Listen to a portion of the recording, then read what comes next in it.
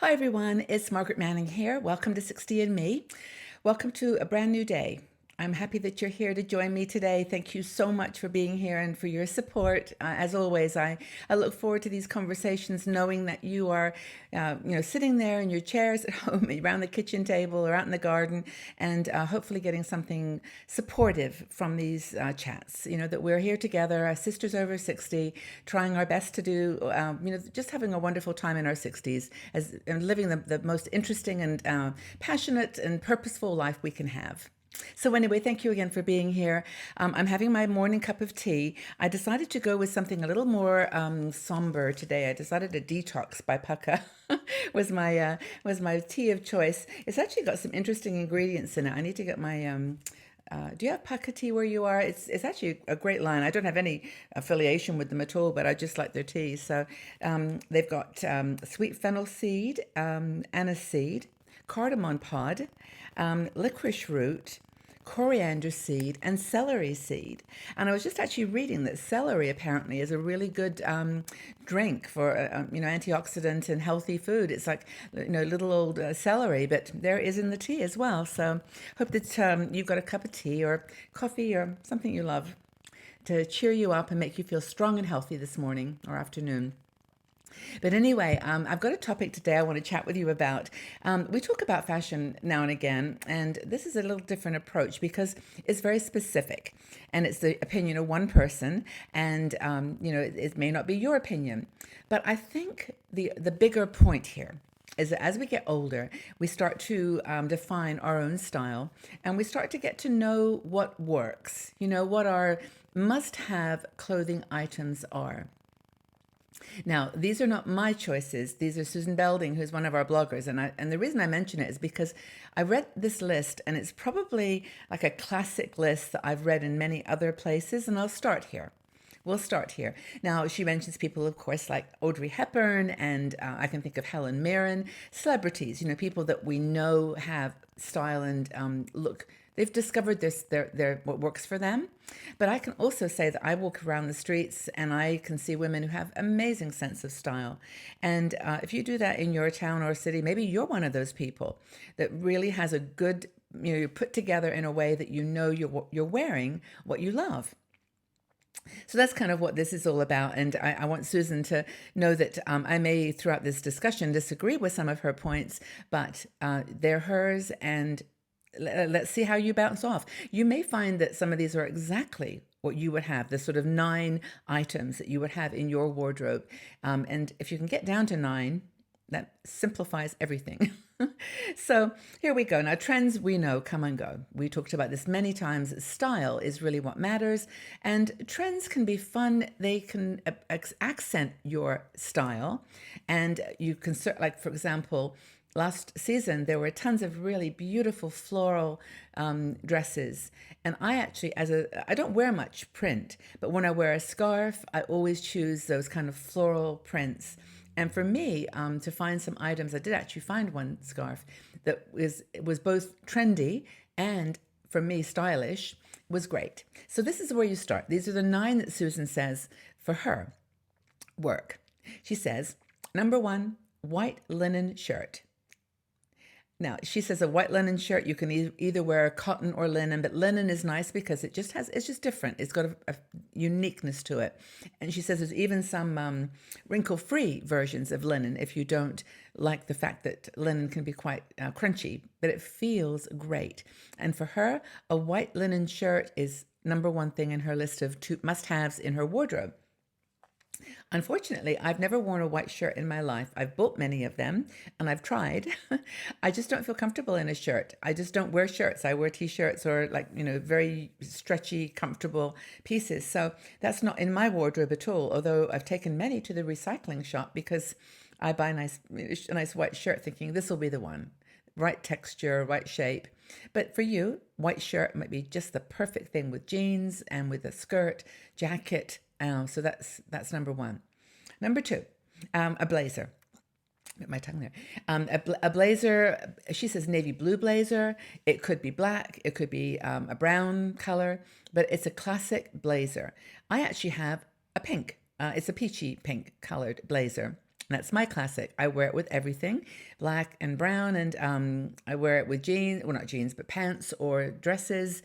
So having a blazer or something, a jacket that looks great with all those things, that's another, for Susan, a must have. And she says it's worth spending a little bit of money on those types of things because they will be worn forever and your cost per wear will be super low. And I think that's a great way of looking at clothes too. It's like how often you're wearing it. That's the value. Now, a silk scarf. She loves silk scarves, and so do I. Really a flattering way to really accentuate any outfit. And it doesn't have to be silk necessarily, but silk does have that effect. Now, I have a scarf that isn't. I don't think it's silk, but it feels like silk, and I love this little scarf. I wear it a lot, little leopard skin one. But when you put it on, it just feels like it's adding something to what you're wearing, and you can twist it or do all kinds of cool things with it. But that's one, I mean, I really agree with her on scarves. I'm a big scarf fan. I've actually got a polka dot one that I also love. It's not silk, but I love this one because it's got different size polka dots, so you can tie it in different ways, and that's one of the ones that I really, really like myself. But floral dots, classic styles that go with everything. That's what I love too.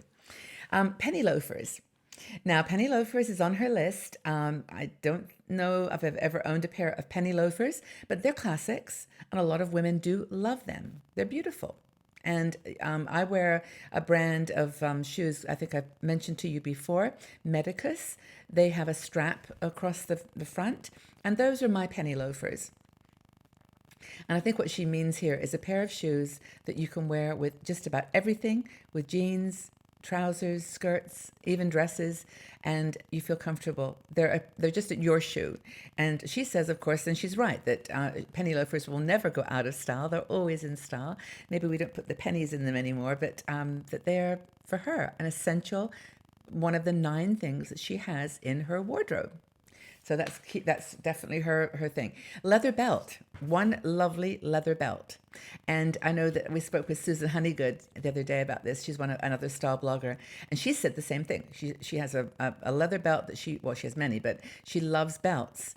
Now, would not wear a belt to hold up pants anymore, like as proper pants, but I would wear them as an accent, and that's, I think, a great reason to have a good one that you love in your wardrobe. But she says if you've got a pair of pants that have the buckles in them or have the loops, that you really need a belt in there to make it complete. Now, that's Susan's opinion, and I'm not a huge belt person, but I think that they do accent a lovely outfit and skirt, and so that's in her list. Jeans. Jeans for Susan are an absolute essential in her wardrobe. She loves jeans, and I think so many women do. I mean, we have written articles about this where we've read an article that said, women over 50 should not wear jeans. And it's like, pardon? What?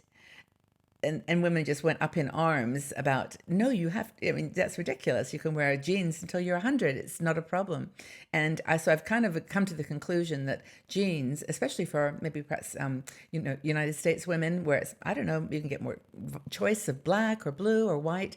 They're just part of the staple wardrobe for most people. So I would say that, I would add that to the list as well. And I've mentioned before that I don't wear jeans at all, ever. I think I did when I was about 20. I had some bell-bottom jeans, but just as, again, this is not my list, and it's probably a list that's closer to some of you than it is to me. And she says, stay away from studs and shiny, sparkly bits and rips and embellishments. That's her opinion after a certain age. But, honestly, you can really wear what you like any time of your life, but especially after 60. But I do agree that the ripped jean look is kind of unique for a different lifestyle. But anyway, do you wear ripped jeans? Why not? Another thing she has in her wardrobe is a handbag or purse, and a good quality one. She says that certain styles are timeless, and I agree with her on that. And she said to love your leather bag like an old friend. And if you don't like leather, you can use pleather, which is, of course, a pretend leather. But the point here is not to, you can have lots of fun bags, colorful shapes and sizes, but if you can invest in one bag that you really love and that goes with most of your your style and your outfits, then that's a good thing to invest in for your wardrobe. I have just fallen in love with a Nutumi backpack that Helen Mirren was wearing, and we wrote an article about this about should women over 50 wear backpacks. And I love Tumi products. I've got a Tumi backpack that I bought 40 years ago, and I'm still using it. It's leather, and I love it. But it's getting a little old, and I saw this new one. It's a different material. It's not leather. I'm not even sure what it is, but it's beautiful. And Helen Mirren, of course, looked great in it, and it's perfect size, and that will hopefully sometime in the future be my next bag. Who knows? But anyway, the point is to choose one that's going to last you. That's not going to just be one for a season or one year. Just buy something that's going to last you. What else have we got here on the list? Oh, a coat or a jacket. Now, in terms of Susan's recommendation, she says every woman should have a raincoat or a trench coat.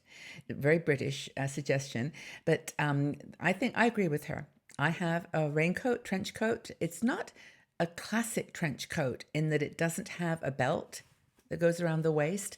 I find belts for me don't really work. I usually leave my coat open when it's not raining, and so that doesn't work for me. But definitely having a trench coat look. I got mine at Zara, and I've worn it pretty much the whole year because you can just put a sweater underneath it. If it gets really, really cold, I'd pull out my winter coat. That's the next thing. And then finally, jewelry.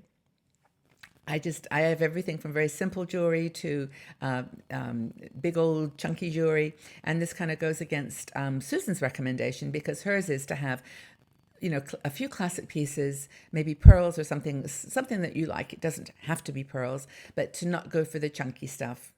And that's just one person's idea. I love chunky jewelry, and I think a lot of you do too. So I've given you 9 ideas. Not all of them are my favorites. Probably some of them are not yours. But I would love to know, you don't have to list 9, but what are some of the items that you have in your wardrobe that are your go-to pieces that you would invest in, that you love forever?